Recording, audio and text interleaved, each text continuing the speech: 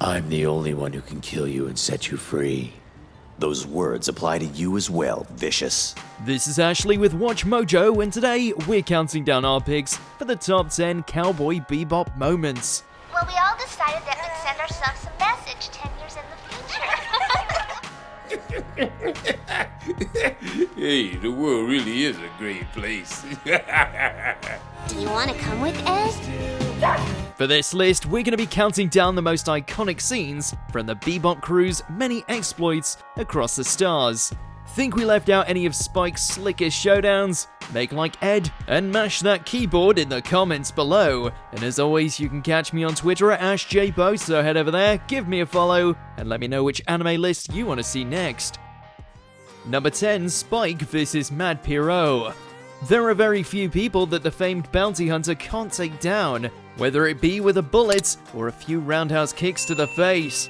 This bouncing ball of insanity just happens to be the exception to the rule.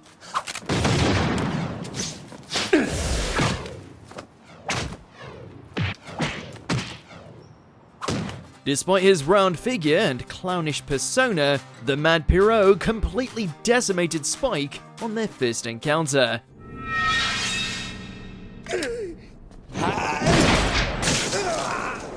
It took a combination of luck, a cat, and a giant carnival of robots for Spike to finally deflate the crazed killer. At least it made for a great spectacle.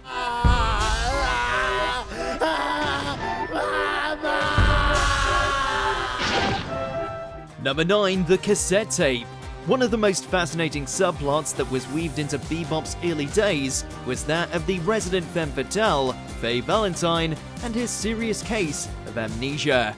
Did any visitors show up looking for me? While she often downplayed it, the truth stood that she was deeply haunted by a past that she can't quite remember. Something that's put on full display when she discovers a cassette tape that contains a recording of her child self, making a video message for herself 10 years down the line. Well, we all decided that we'd send ourselves a message 10 years in the future. It's a quiet revelation, but a hugely profound one at that. In your time, I'm no longer here, but I am here today, and I'll always be cheering for you, right here. Cheering for you, my only self. Number 8, Julia's death. There's only been one woman that has ever earned Spike's heart, and it was her murder that prompted him to go to war. After spending the whole series looking for the elusive blonde, the two of them are finally reunited in the sweetest of moments. Why did you love me? And then, it's snuffed out with a single bullet.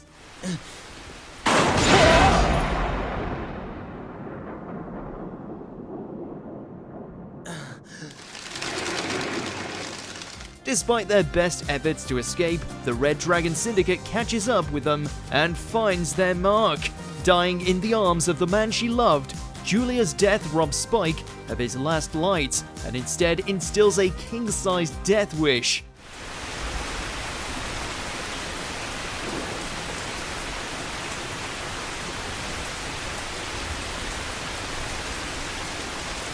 Number 7, Ed and Ein Leave. The Bebop crew has and always will be 5 of the most outlandish, unluckiest, and most lovable characters to ever take up the bounty hunting profession.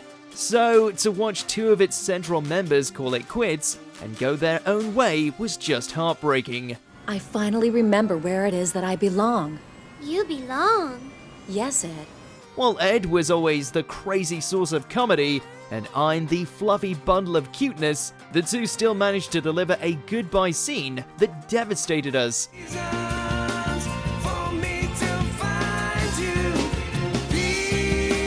Deciding to venture out by herself, Ed takes off in the most typical Ed fashion imaginable.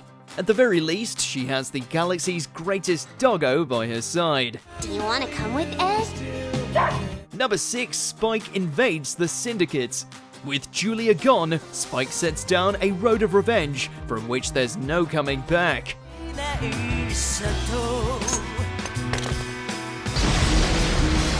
Straight up walking into the base of the Red Dragon Syndicate, Spike proceeds to later waste everything in sight, cutting through underlings like a one-man army.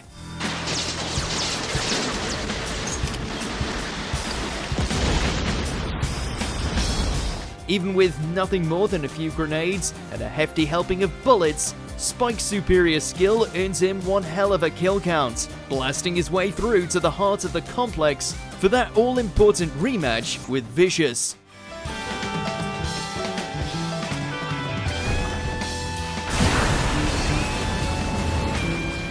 Number 5, the Bebop crew gets high. Sometimes you want a little levity between all the assassination, trauma, and soul-searching. Sometimes you just want to see Spike and the gang get high off their asses after eating some rather potent mushrooms. So I can't really be faulted for eating something that's not here. We're not sure what's funnier, Jet talking to plants.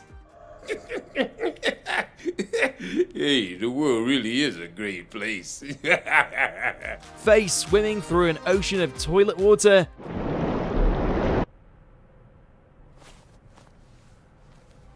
Or Spike telling a talking frog to shut up. Obnoxious little frog. It's certainly a bad trip for all involved, but thankfully Ed took the initiative and used her crewmates as guinea pigs. Number 4, Spike versus Vincent.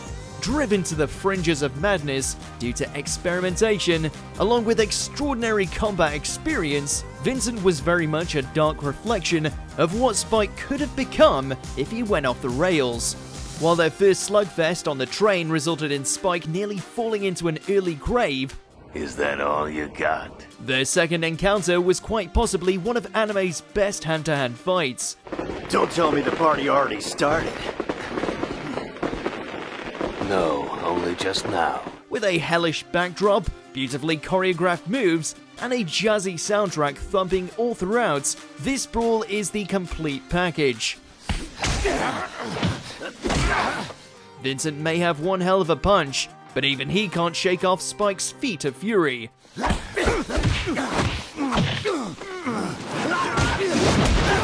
Number 3, Gren's final journey.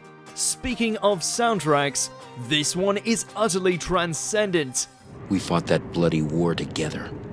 We were comrades. Chronicling Gren's final moments, Spike pleads for the dying soldier to help him find Julia. And then she would smile. Oh, what a smile.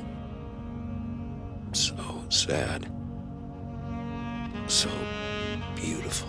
While he doesn't get the answers he seeks, he affords Gren his final wish by taking him up in his ship, all before letting it loose over the moon of Titan.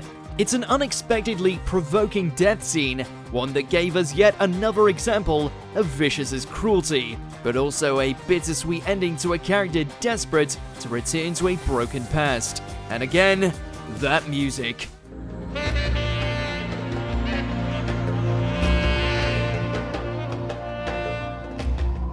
Number 2, Ballad of Fallen Angels. There are church fights, and then there's the church fight.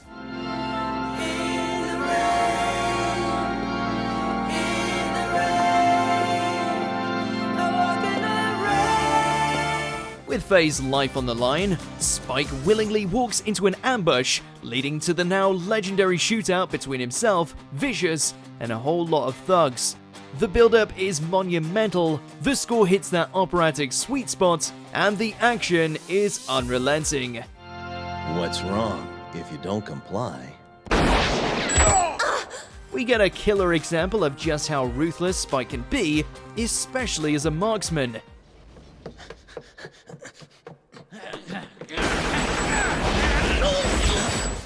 The whole affair may have concluded with him being tossed out of a window, but it remains one of the purest examples of Spike's badassery, as well as his inner darkness.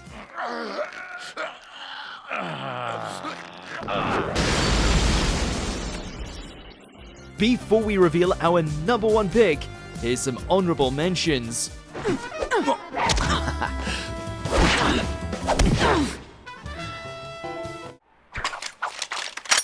Just a humble bounty hunter, ma'am. You trust your eyes too much, Asimov. You're not a chameleon, you know. You can't see everywhere at once.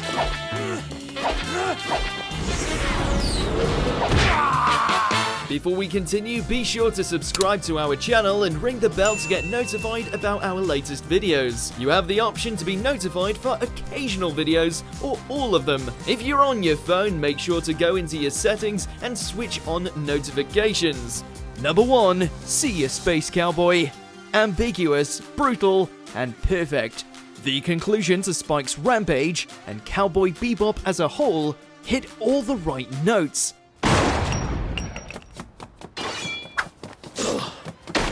The final battle against Vicious proved itself to be a true dance of death, with both former comrades shooting and slicing each other to ribbons. While we may never ultimately know if Spike perished from his wounds, he did send us off with one of the coolest lines in the medium, encapsulating all that he is and ever was in a single word. Bang. Cool to the very end. Do you agree with our picks? Check out this other recent clip from WatchMojo and be sure to subscribe and ring the bell to be notified about our latest videos.